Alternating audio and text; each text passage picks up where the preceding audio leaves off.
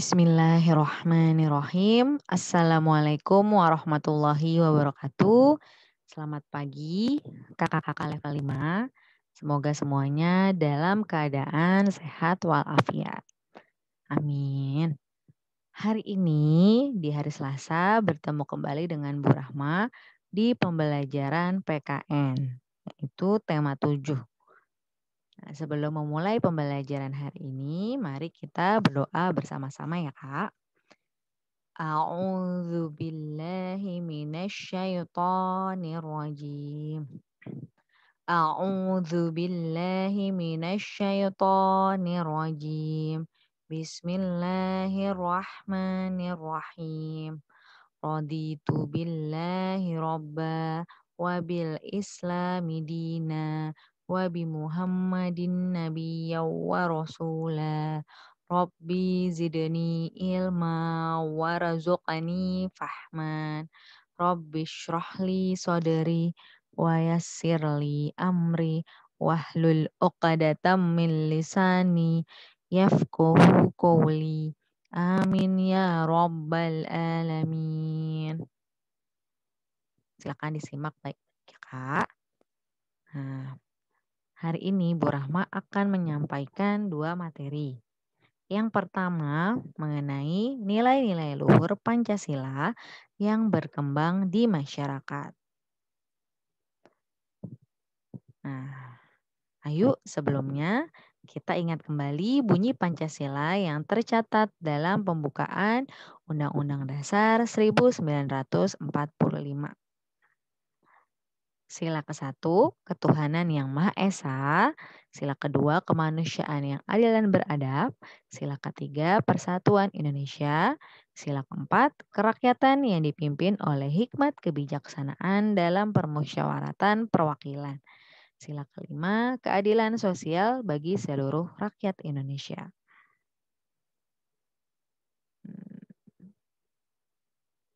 Nah, dari bunyi Pancasila tersebut, dapat kita ketahui Pancasila juga memiliki fungsi dan kedudukan.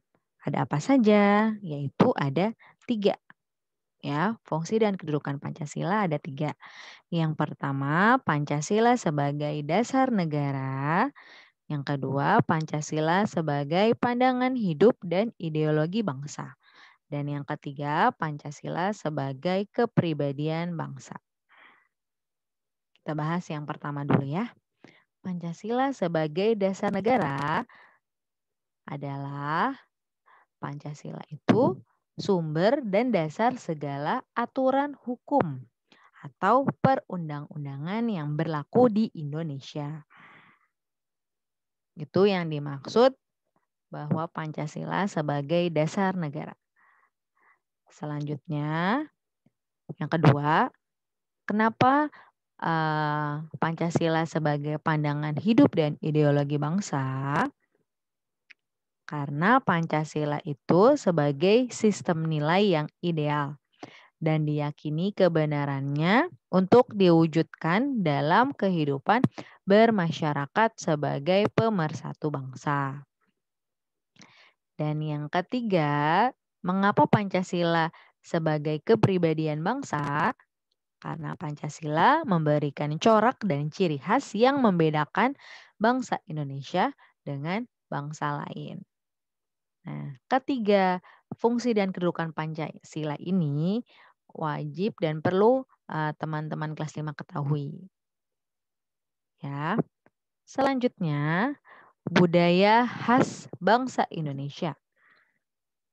Nah, dengan fungsi dan kedudukan Pancasila dalam masyarakat, kita dapat mengetahui keberagaman budaya khas bangsa Indonesia dari suku, ras, agama, dan budayanya. Nah, sekarang kita lihat apa saja yang berkembang dalam budaya khas bangsa Indonesia. Ya, yaitu ada 3. Di sini yang pertama ada kegiatan musyawarah. Ya. Kemudian yang kedua Di sini bisa kita lihat ada anak-anak yang memakai pakaian yang berbeda-beda.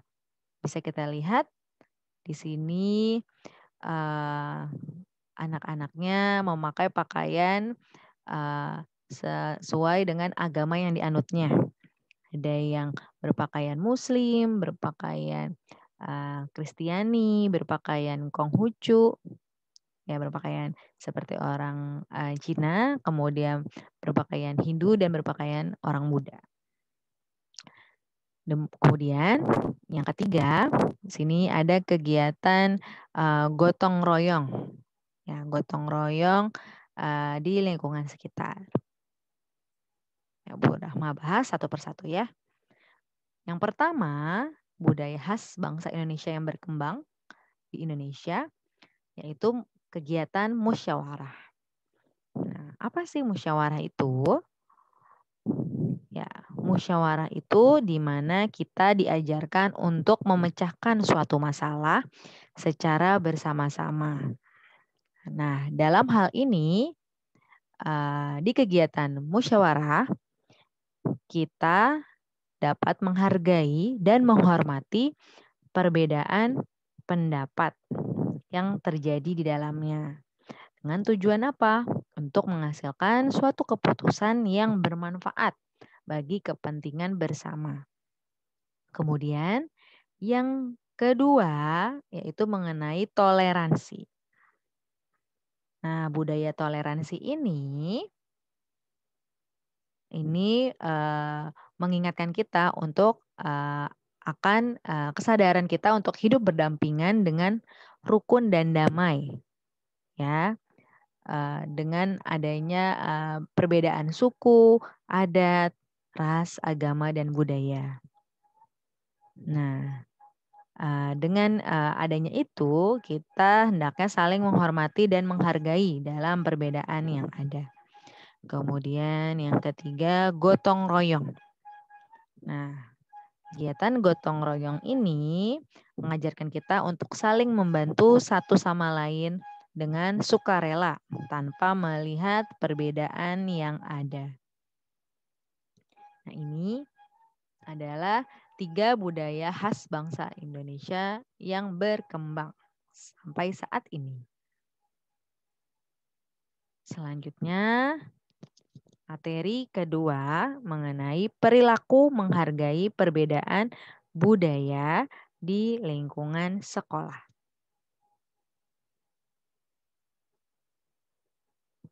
Nah, dengan adanya keberagaman individu, bagaimana cara menyikapinya?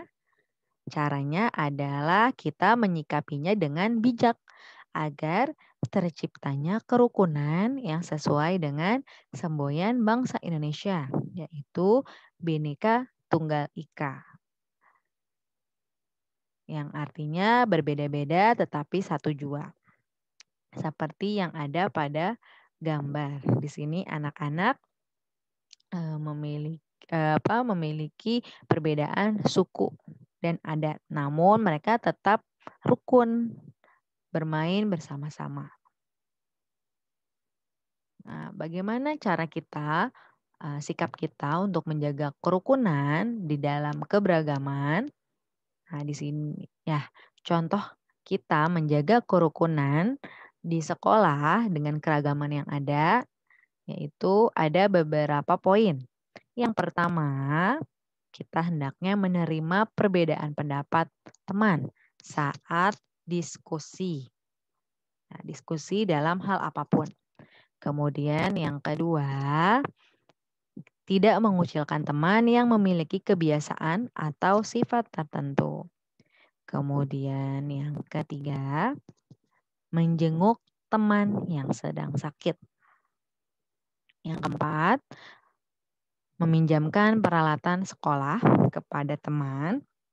Dan yang kelima, melerai dan saling mengingatkan saat ada teman yang berselisih pendapat.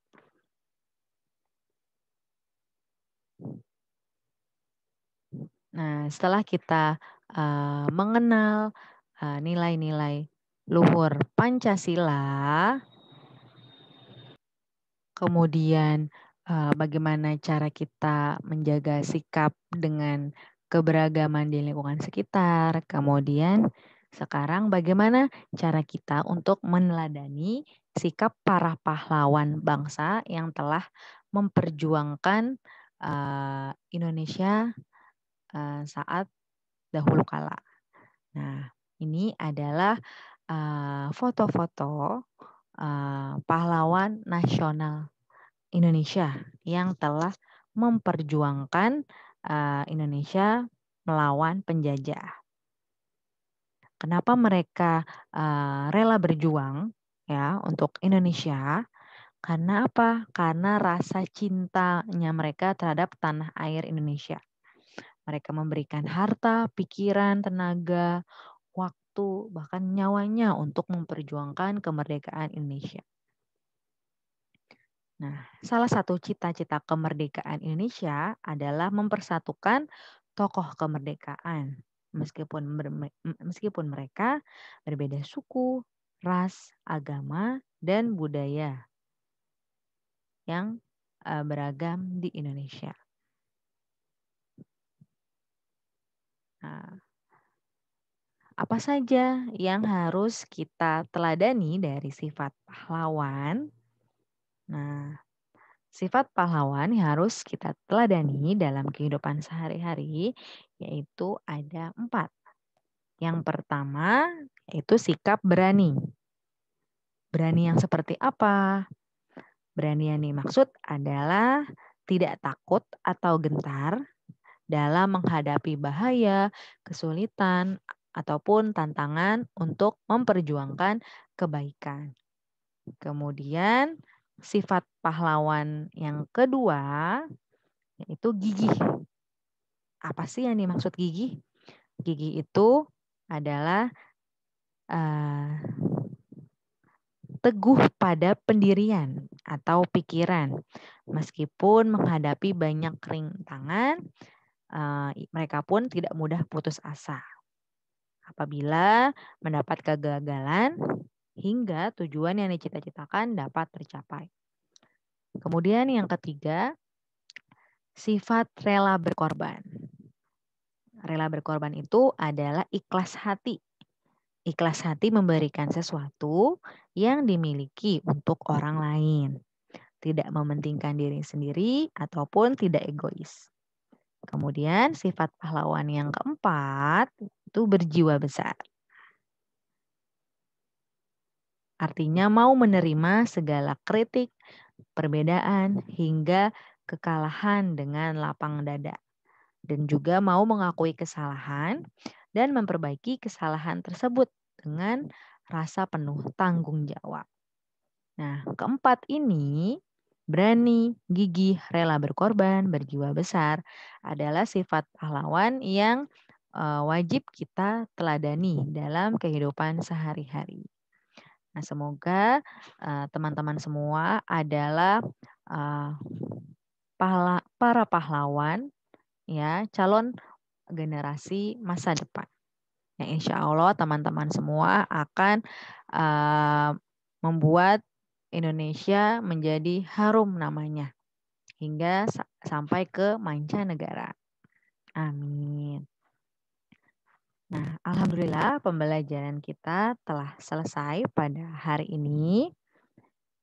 Ya, semoga apa yang kita pelajari dapat kita terima dengan mudah dan Allah berkahi semuanya.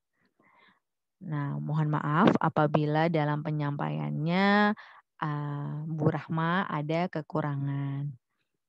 Nah, sekarang silahkan teman-teman mengerjakan latihan yang ada di Google Form.